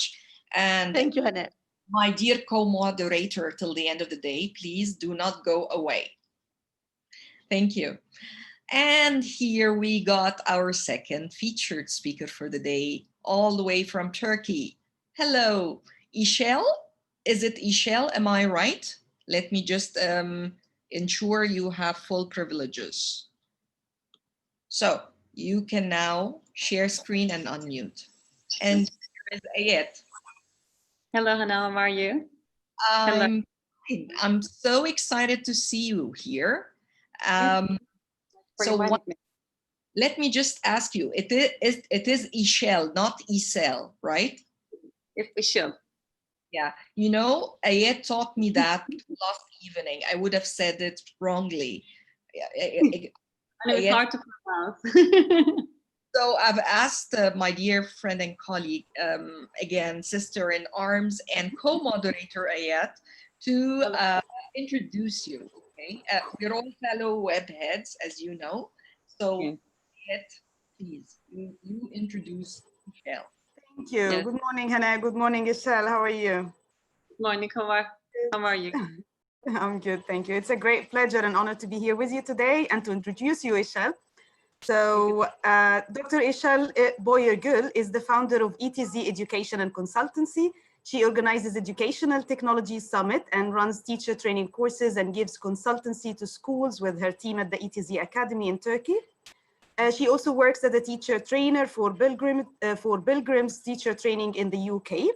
And she's going to introduce us to an idea of a roadmap for effective instructional design. So dear Ishel, the floor is yours. Thank you so much, Ed, for the Nice introduction. I just want to share my screen, but it says I can only share, I think, only the keynote, or let me see, only the whiteboard. Can I also like share the whole computer and all the documents? Now I'm sharing only my keynote, I guess, right? Okay, what Ishel, here I can see your slides. I can see Yes. Can you see now the page that I want to share? Yes, a roadmap for effective instructional design. That's what I can see. That's your no, can you see now the website is called Paul Everywhere? You have to close this, close screen share for now. I'm gonna, can arrange me as a co-host. I think I'm gonna be able to do that. You are a co-host already, so you can. It says whiteboard, Safari. Okay. Okay. So, in fact, basically, I can share my whole the stuff so that I don't need to like stop sharing the screen and then share back again. But now I think I need to change it. So first, I'm gonna share only my presentation. Then I'll go back again. I'll share Safari. Okay. Perfect. It's really nice to be here with you, and thank you so much again for your kind introduction and kind invitation. Today I'm going to talk about a roadmap for effective instructional design. So as you mentioned, as I'm working for ETZ, in fact, I used to work at a university, and I worked there almost for 15 years, but then I quit my job because I decided to do my own training and own conferences. I just wanted to focus on my own business, in fact. And I'm also working on something really new and something very excited for me. It's called TeacherX, and I'm working for an online teacher training platform. So the website is teacherx.online, but it's not on now. So I think it's going to be ready in 2 months. So we are like working on the videos of teachers, and then we're adding some animations. So we're really, really excited about that project. So today I'm going to talk about issue model, because we're talking about instruction design, and the instruction design model I'm going to talk about to you today is issue model. I think it's a really nice model, for a teacher who wants to use technology effectively. So issue model basically has 6 steps, and today we're going to talk about these steps, and I will be suggesting some tools and some methods in order to use them with like the teachers you are working or with the students you are working with. So the first step of issue model is analyzing learners. Like I think it is almost the same, like the step for every instruction design. So you need to know about your learners. And then the second step is state standards and objectives. And then we need to select our strategies, technology, media, and materials. And of course, then we should use them properly. And the 5th step, I think, is really important now. We should be like engaging students. So require learning participation. And I'm going to show you 2 tools. Maybe you can use them with your students or teachers that you're working with. And finally, the issue model advises a teacher to evaluate a training or a lesson, and then making necessary changes. So learning theory and instruction design theory is really connected. So learning theory is about how people learn. I think it's the most important question. And instruction design theory is the study of, how to best design instruction so that learning will take place. So the first step, as I mentioned, is analyzing learners. So how can a teacher analyze, his or her learners with the help of technology? I'm going to show you a tool. Maybe you are already familiar with this tool, but I really use that with all the teachers I'm working with. It's called Paul Everywhere. Have you ever used that tool, Paul Everywhere? You can write on the chat box. I'll be following the chat box. Yes. Oh, Sibel Hocam say yes. Very nice. Okay, it's really good. I love Paul Everywhere. And now we are going to do a little activity with Paul Everywhere. And let me stop my presentation now. And I'm going to show you an activity with Paul Everywhere. Vance, hello Vance, it's great to see you here. And now I created a question here for you. It says, your country. Could you please write the country you are like attending this session from, and I pasted the link on the chat box. It's called polev.com/Işılboyergül601. Asma, could you please write on that screen? Can you see the screen now? It's a website. You should be able to see it now, I think. Yeah, it's clear here, Ishal. Great. Could you please write the country you are attending this session from? So once you write, I'll be able to see it on the screen.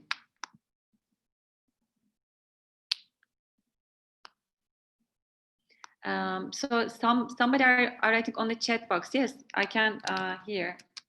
Paste the link here. All the panelists and attendants. I'm sorry. Yes. Okay. Now I think it should be there. So could you please write your answers on the link that I posted now on the chat box? So once you write on the link, it will appear on the screen now.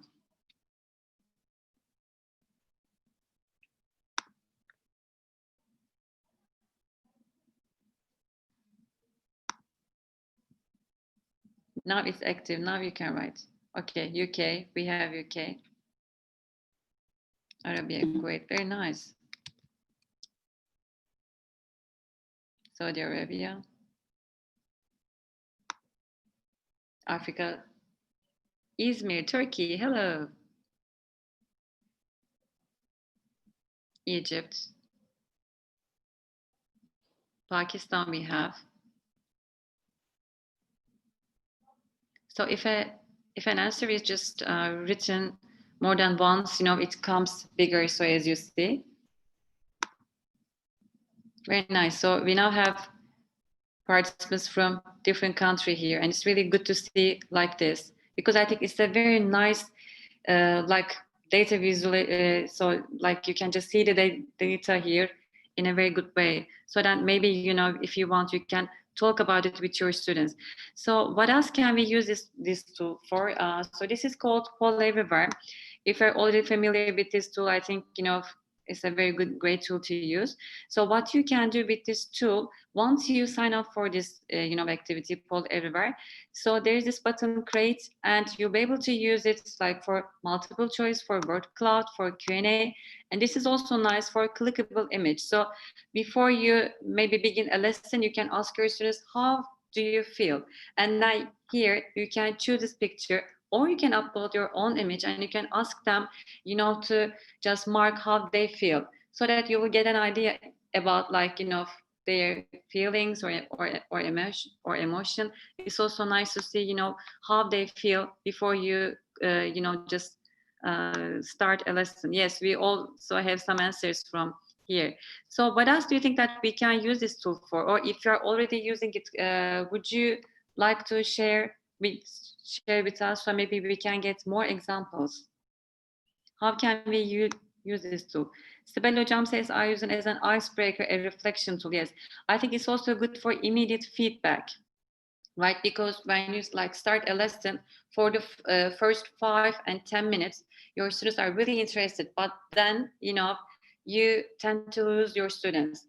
And after you're about to finish the lesson, again, they're interested in the lesson. So in order to see if they're listening to you, and in order to see, yes, I use something similar called, yes, Mentimeter is almost the same, but I love this tool because, it has this clickable image. I think Mentimeter does not have that, option. It's also good to see maybe with young learners, if they don't know how to read and write, or if you want to use something with geography or here biology, you can also use that too. It's almost the same. Yes, it's really, really similar. Very good for shy students, as all answers are anonymous, so it's not intimidating, definitely. And I'm going to show you one more, here, advantage of this tool. It's you can see, who wrote what.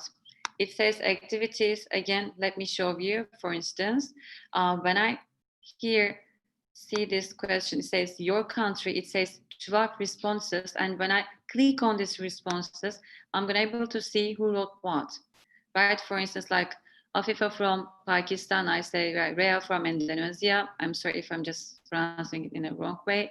Sibel from Izmir, like this. So you can see, you know, their answers, and you can, if you want, you can also talk about it. It's good from like beginning a lesson.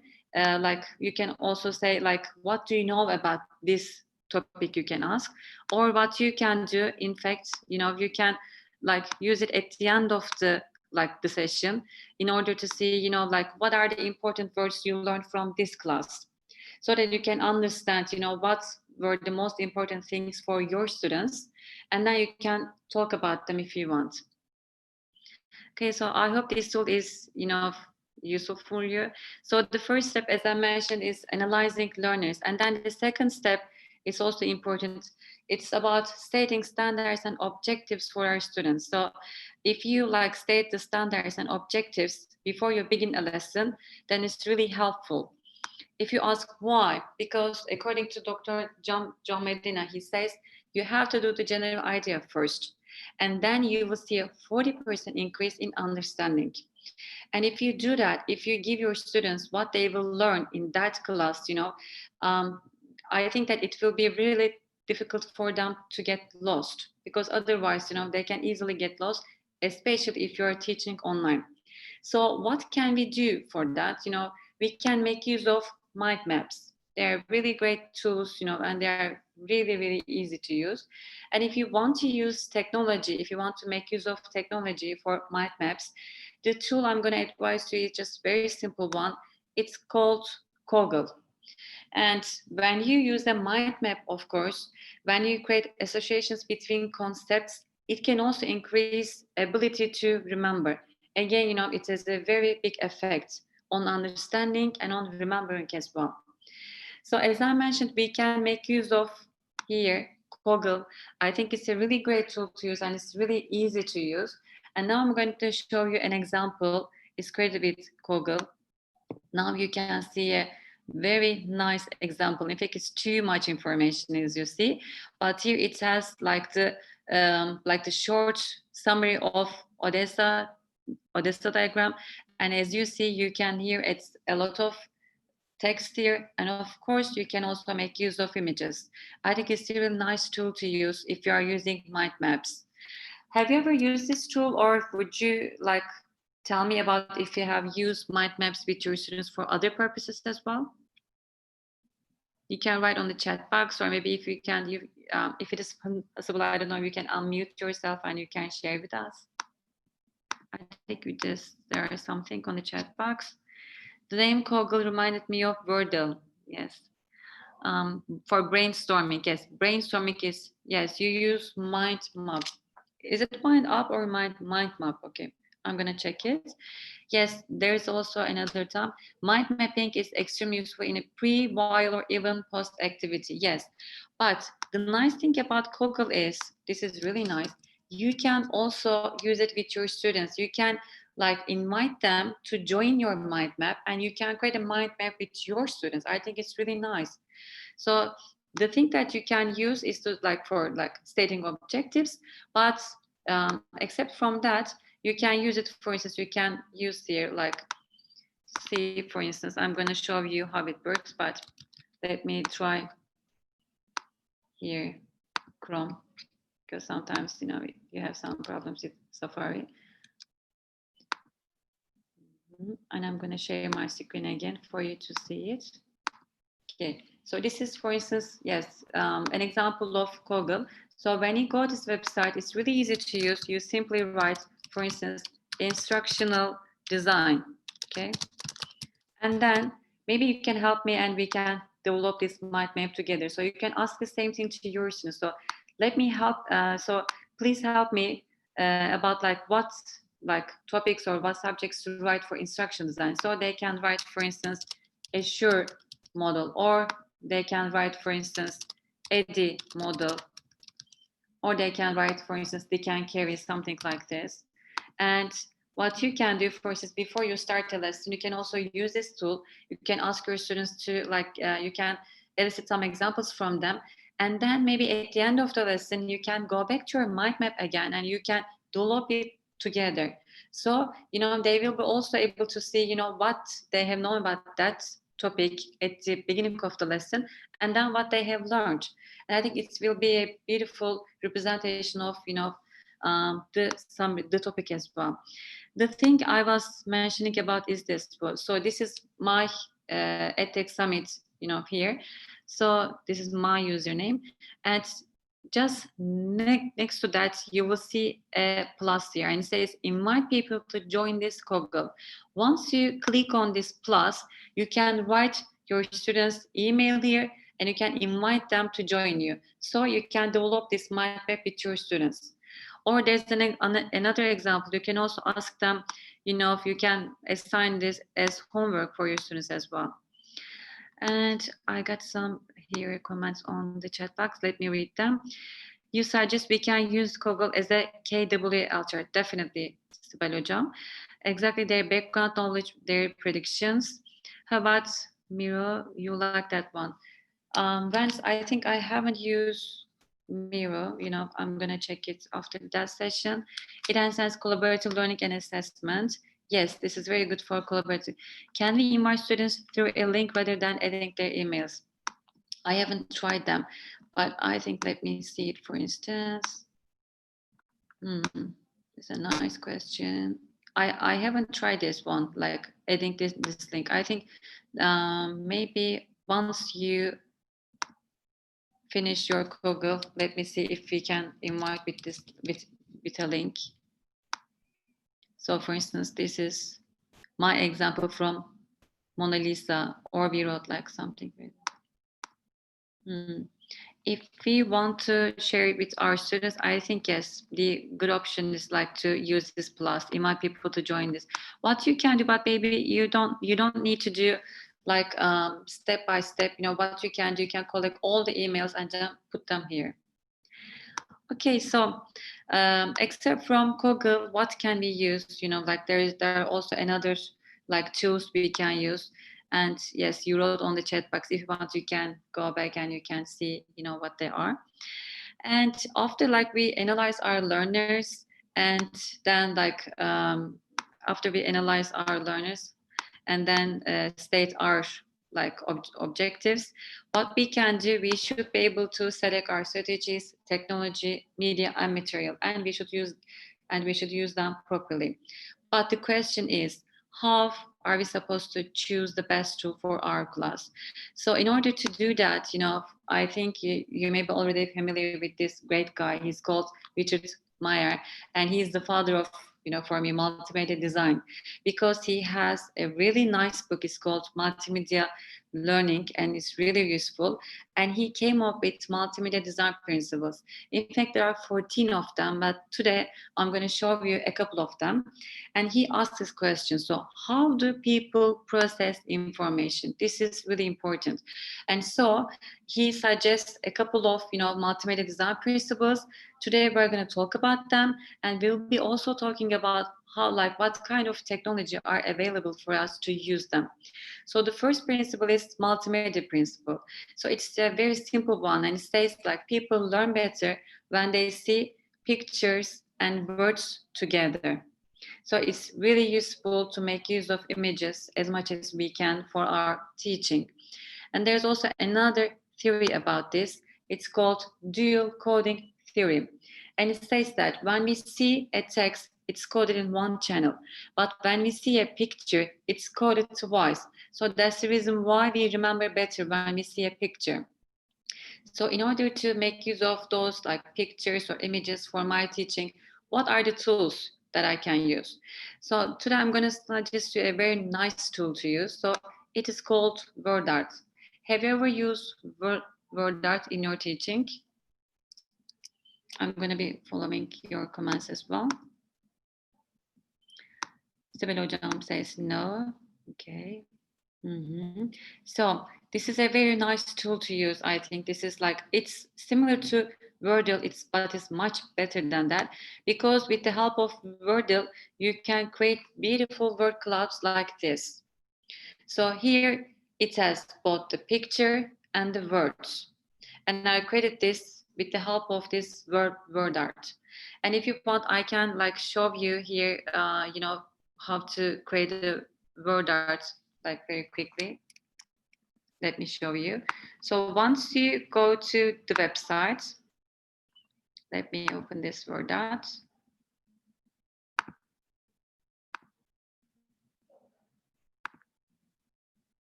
I'm going back from that screen, so you know. Okay, so this is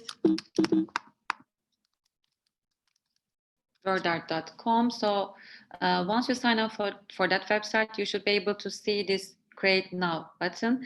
And after you click it, it says Create. And here it's really easy to use.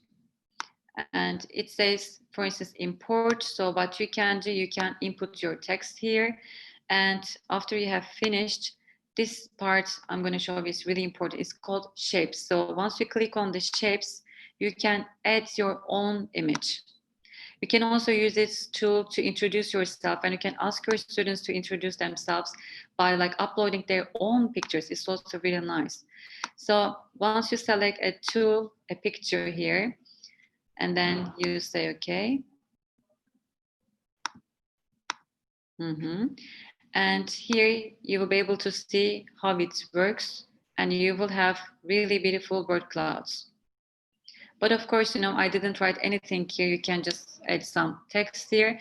And this part is really tricky. It says style part, and the background image is 5% by default. So you can make it here more visible, and you can create beautiful word clouds. And after you have finished, you can simply here click download, and you can download it to your computer. There are a lot of ways to use this word cloud. I think there are also another tools as well, but I think word art is the best, because what you can do, you know, it gives you a lot of options. Yes, Sibel John, we have a visual in word arts. This is also nice. You can also upload your own picture. Yes, let me show you the link of all panelists and attendees. It's called Word Art. So it's a beautiful tool to use. Okay, so let me go on with my presentation. So after that, you know, this multimedia design principles, I want to talk about coherence principle. It's really important one. It says that, you know, you should keep your presentation simple. So sometimes, you know, what we try to do, we try to make our lesson more interesting. But if we try to make our lesson more interesting, it's not going to be interesting at all, says Professor Dr. Meyer. Why? Because we try to add some unnecessary things, like unnecessary pictures or images. Yes, we should be using pictures, but if it is related to our content.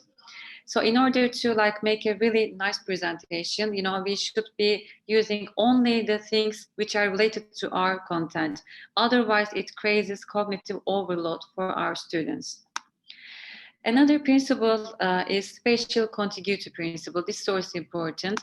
When we are creating some kind of like images or like activities for our students, we shouldn't be like using something for the like which is similar to the first picture, because you know it will really be difficult to, you know, focus on the content. The first one, it says, for instance, A, and then you should be like seeing what says A frontal lobe, like E blah blah, C blah blah. But on the next image, as you see, it's called integrated. All the explanations are on the image. So this is what we should be using, you know, while we are creating some kind of materials for our students. Another principle is important for especially maybe like language teachers, because according to redundancy principle, while we're creating some kind of video content for our students, animation and narration is enough. And we should be avoiding on-screen text, which is merely repeating the audio narration. Because otherwise, you know, our brain cannot focus on 3 things at the same time. What we can do, we can like include some kind of keywords as subtitles, but please do not use like animation, narration, and on-screen text all at the same time. So the 5th step of Azure model is require learner participation. So what can I do to engage my students? For online teaching, I think we are already familiar with that. We shouldn't be like telling the content while online teaching. So it should be asynchronous. So students should like study the topic, you know, offline, maybe at home. And then during this class time, I should be talking about, you know, if they have learned the topic or if they have any questions. But what are the tools available for me to do that? The first tool I'm going to show you is Edpuzzle. I'm not sure if you're already familiar with Edpuzzle, but it's a really great tool to use for our students. It's also a great example for Flip learning. So how does it work? There's a video here for you. Want to create amazing videos? So this is really great for us to use because once you sign up for Edpuzzle, here you will be able to see a lot of videos other teachers have created, and you can get content from YouTube. Sorry again. You can get content from YouTube, from Khan Academy. Want to create amazing video? And from like all the different websites here. From National Geographic as well. And the nice thing about this is you can also use the tools like, or the videos created by other teachers is also a good option. And what you can do, I love this option, you can upload your own teaching video. So thinking that maybe you're like doing like online teaching for like with a class, what you can do if you are teaching like via Zoom or other platforms, that doesn't matter. You can record your session and then you can upload it to Edmodo. What you can cut the parts you don't want to use and you can insert some questions. Then you can use the same presentation with different class. I think this is really time saving because we don't know, for how long we should be like teaching online. So maybe, it will also good, to maybe reduce your like workload. So this is very nice because what you can here insert some multiple choice questions here. This is also helpful. You can add cut if you don't want to use, you can like maybe cut 10 minutes of the presentation. You can record your own voice. For instance, for the 5 minutes, you can show the presentation from like Khan Academy and then say, okay, students, now you have learned about X and now it's going to talk about Y. So I have a question for you. Please keep that in mind and listen the rest of the video with keeping that question in mind so that you can make some kind of comments like this. And once you finish, you can assign it to your students. And the good things with Edpuzzle is that you can also collect, like their responses and you can see who did what. I think this is really helpful because if you tell your students to watch a video, you have no idea if they have watched it or not. Or if they, in fact, if you are doing online teaching, you have no idea if they are listening to you or not, right? But if you are using this tool, here you can see who watched the video and then you can see their progress because it shows you their correct answers. And this is the most important part for me. Hanan, do I have 2 minutes left? Really? Okay, okay, I'm gonna be really quick. And this is really helpful, why? Because for instance, like if simple past tense, like if you have any questions with that topic and if all the students like answer correctly to that question, you don't need to like teach the same question again while you're teaching online. But what you can do, you can focus on these red parts. It shows you like your students have low scores. So you can talk about that in online teaching. So apart from that, there's another tool I want to show. It's called Nearpod. This is also very helpful to use. And I think it's the best tool, for student engagement. For Nearpod, you can add some presentations. You can create presentations and you can add simulations or 3D objects to your presentation. And if you have PowerPoints, you don't need to create one. You can upload it to Nearpod and you can include some kind of different things for your students. Introducing Nearpod. And this is a very short video here for you to see how it works here. This is nice because that it's also have like great contents and it has virtual tours, animations, and it also has some gamification elements as well. So I really recommend you to check Nearpod if you haven't used that before because it's really helpful. And again, it's the same with Edpuzzle. You can see and so there's this reports part and you can see what your students have done. So I think it really saves a lot of time. Okay, so what can be used? I don't want to be late. So in order to evaluate and revise, the tools I'm going to suggest, I think you are already familiar with this tool. It's called Padlet. You can use this tool for online bulletin board, and you can use this tool to get feedback from your students. And today I'm going to get feedback from you via Padlet. So you'll be using Padlet as well. Let me show you the link here. I'm going to stop my presentation. We gotta keep it very short if you wish to receive questions and comments, okay? Because we're just 1 minute to go. Okay, so now I'm going to share my screen here.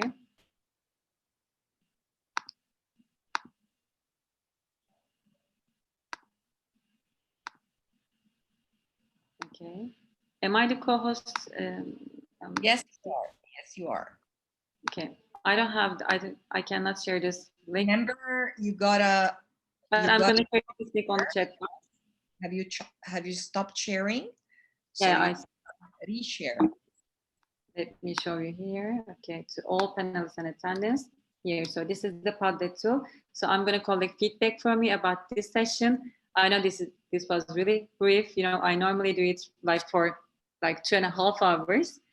But if you want, you can also share this. I cannot share this now online, Anna. It says I can only share this whiteboard. Don't worry about this. I already saw the link here in the chat box, and we can copy paste it on Facebook, right? So okay. you know that you're a member of the page, so you can paste it. I already have it, okay, with your video, okay? So you have a picture of your video, and you can paste the link afterwards. Isel, that was really exciting, quite informative. I mean, you've just taught us a lot about a million different tools, and it does really need a lot of time, more than just 30 minutes to talk about each and every one in depth. There is a first question here that says, please, here, do you have a link or a URL for the presentation? And if you don't, please write the email. Put your email so people contact you in case. The thing is, I'm sorry, but I'm not allowed to share my presentation because I gave rights to Teacher X, so I cannot share the content. But if you want, I'm really happy to share all the tools I am mentioned, but I cannot upload it to somewhere and share the link with you due to this new project. But if you want, I'm really happy to share all the tools I mentioned here. And mind you, you've already shared your slides through that video screen. I mean, that video recording should include your screen. Okay, so partly it's there. If there is Mariam says here, an email. I'm not sure, Mariam, what you want to say here. It says an email also. Do you want any evidence? I'm not sure what this means. You can ask that again, Mariam, if you wish. Sibel says, my takeaway from this session, Ishel, is that instructional design requires lots of background knowledge of how brain works when learning. I think that's really true. Yes. You have something to comment on here in terms of brain works and instructional design? Yeah, as I mentioned, so this is, I think, really important question. So I'm going to write the name here, Professor Dr. Richard Meyer, because he asked this question. So how do people process information? So how do people learn? And basically, how should I design my teaching according to that principles? I think, please, yes, you should really go back to, maybe if you want to get more information, Professor Dr. Richard Meyer. So he has a really nice book. And of course, if you check for multimedia design principles, you can also get some information about that principles as well. Ayatul Tawil wrote something here in Turkish, which I don't know, so you'd better look at it here and translate it. Yes. I just wanted to say thank you. Thank you so much, Hayat. And good luck. So how do you say it? Say it out loud. تشكر ederim. Thank you. Ishel hocam. Ishel ho a teacher. Kolay gelsin. Good luck. Thank you so much. Wow. That's impressive. And people thank you here for a crash course in instructional, design and tools. That was really, and somebody is saying here, tebrikler, is that like, Yes, congratulations. Congratulations. I should learn Turkish myself. That would help. And thank you very much, Ishel. We are going to be communicating. Hope you can join us later today. It seems like now we got like 10 minutes, a break, a very short break in between, just to unwind and come back, resume our summit. Thank you very much for joining us. Ladies and I'm so sorry. I need to leave, but thank you so much. That was a great opportunity. Thank you so much. Appreciate it, and we will be following up all your great news. Okay, good news. Thank you very much, Ishel. Everybody else, we're going to come back, resume 11 Cairo time, 9 a.m. UTC. Thank you very much. Bye for now.